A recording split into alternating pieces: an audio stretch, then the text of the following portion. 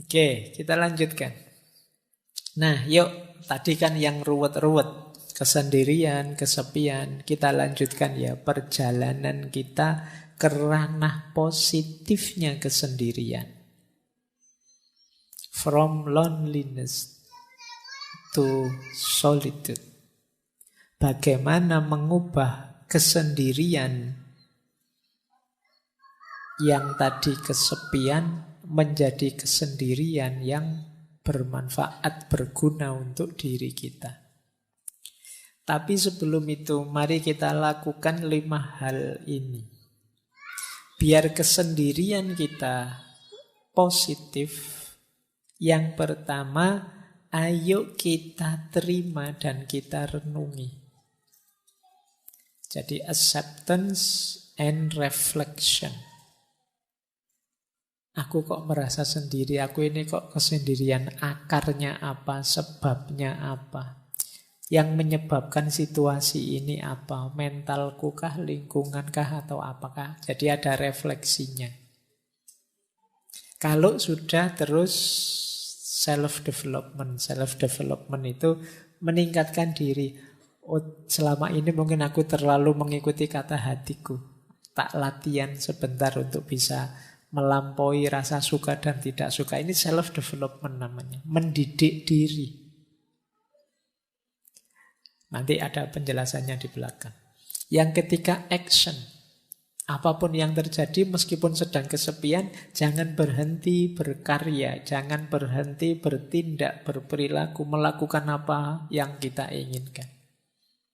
Jadi acceptance, reflection, self-development, action, dan social support. Tetap berinteraksilah dengan orang lain untuk dapat dukungan.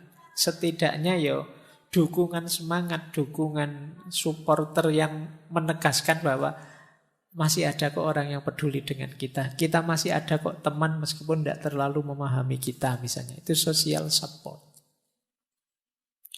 Dan yang kelima bisa lewat jalur spiritualitas. Jangan lupa, sesepi apapun hidup kita, masih ada Allah.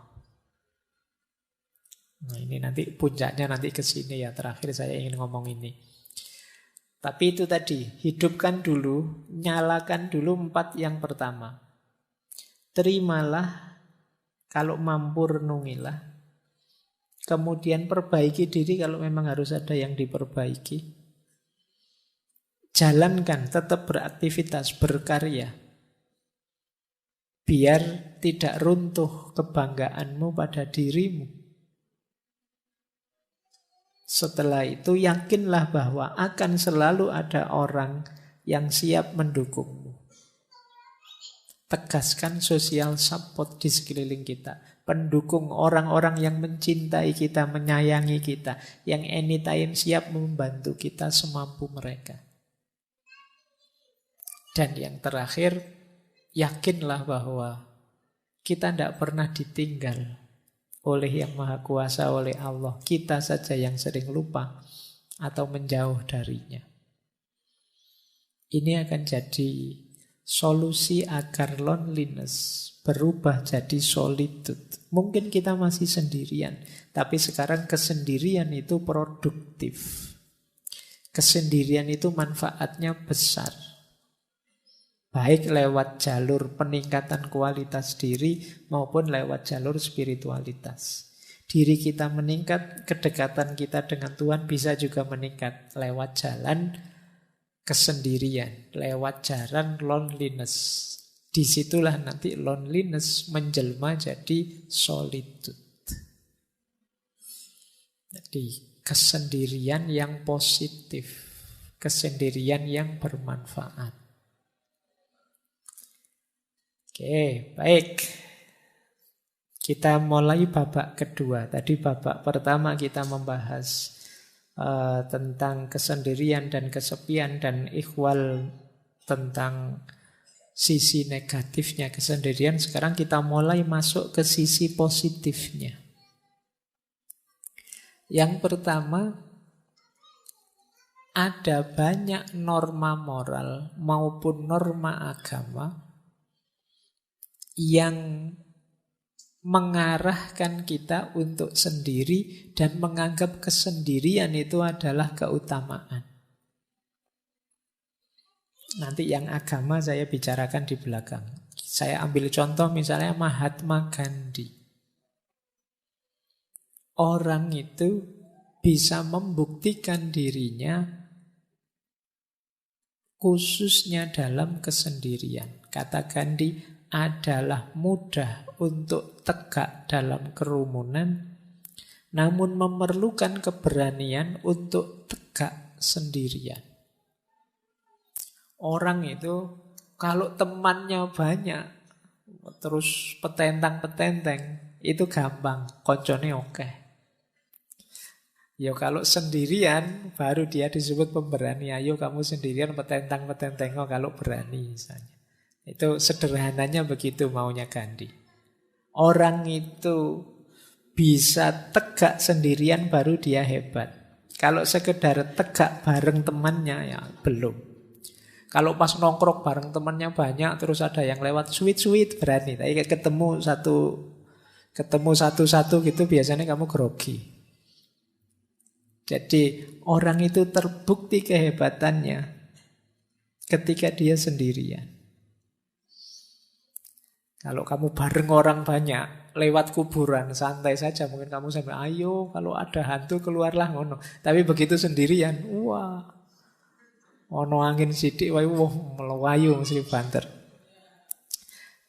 Terbukti keberanianmu saat sendirian.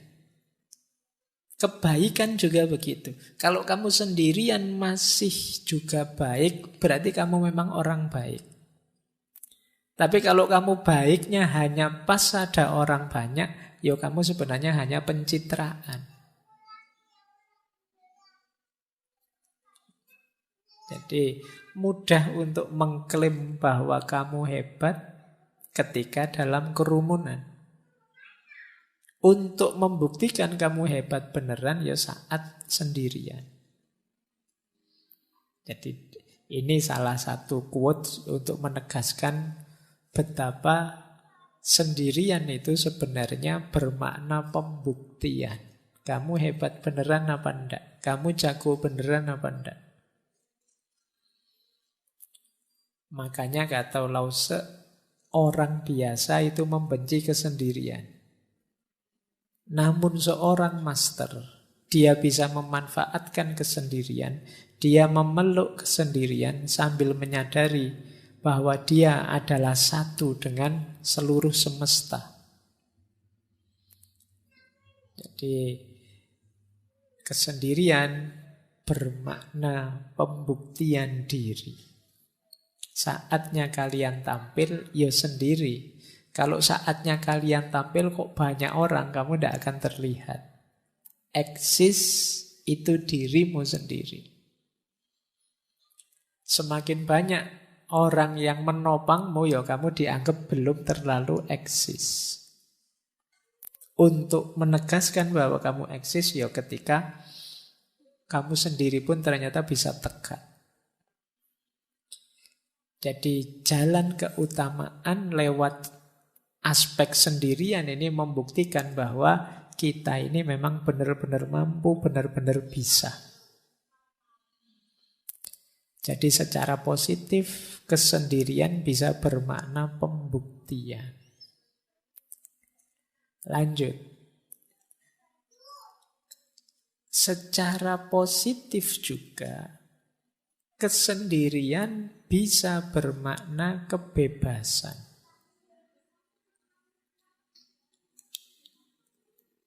Tadi sudah sekilas dijelaskan di Sartre bahwa hadirnya orang lain itu seringkali membelenggu kita.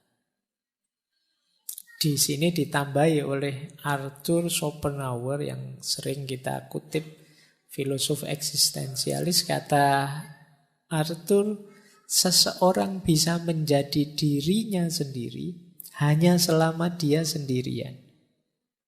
Dan jika dia tidak menyukai kesendirian, dia tidak akan menyukai kebebasan.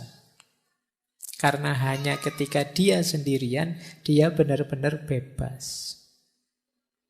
Ini bebas ini maknanya dua. Bebas dalam arti kita bisa melakukan apapun tanpa terhalangi, atau bebas dalam arti kita bisa melakukan apapun tanpa bantuan orang lain. Jadi ini pembuktiannya lewat apa? Lewat kesendirian. Mampu apa tidak sendirian.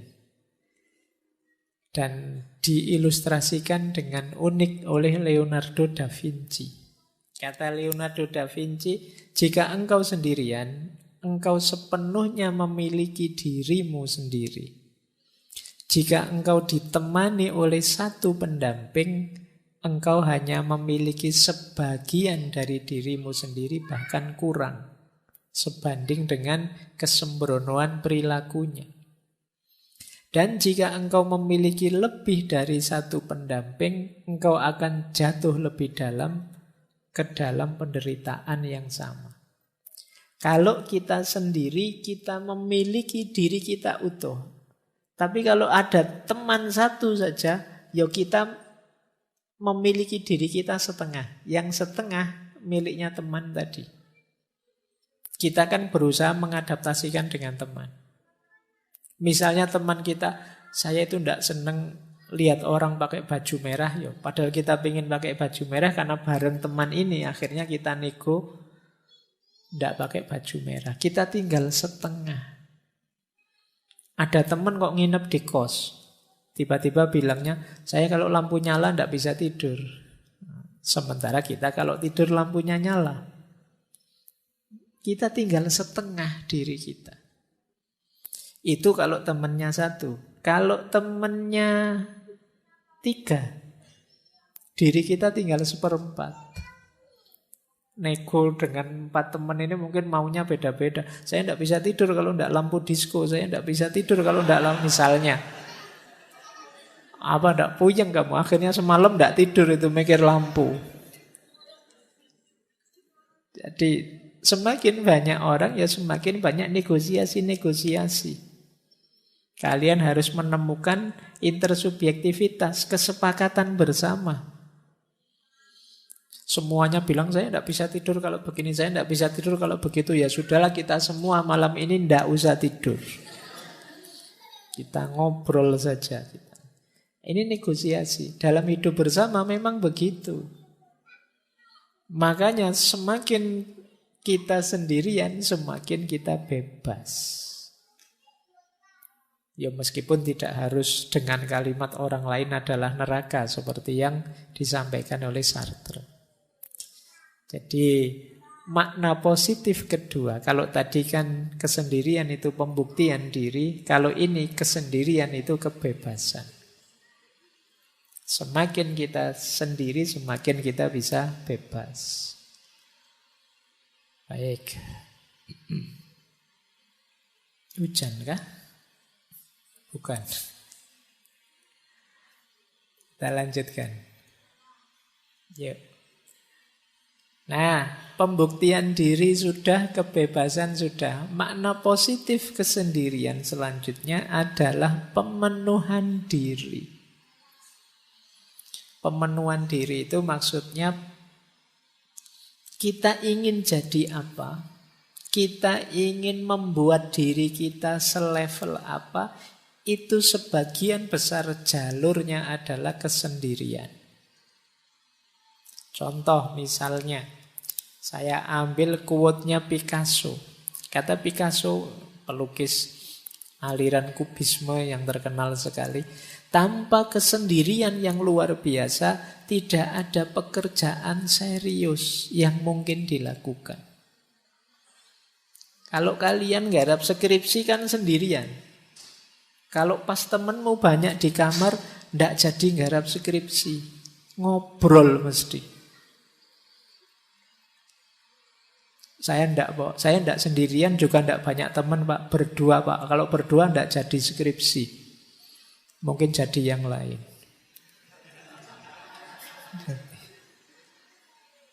Jadi, kalau ingin berkarya, kata Picasso, yang luar biasa, bukan karya yang sekedar ada, Kita perlu kesendirian.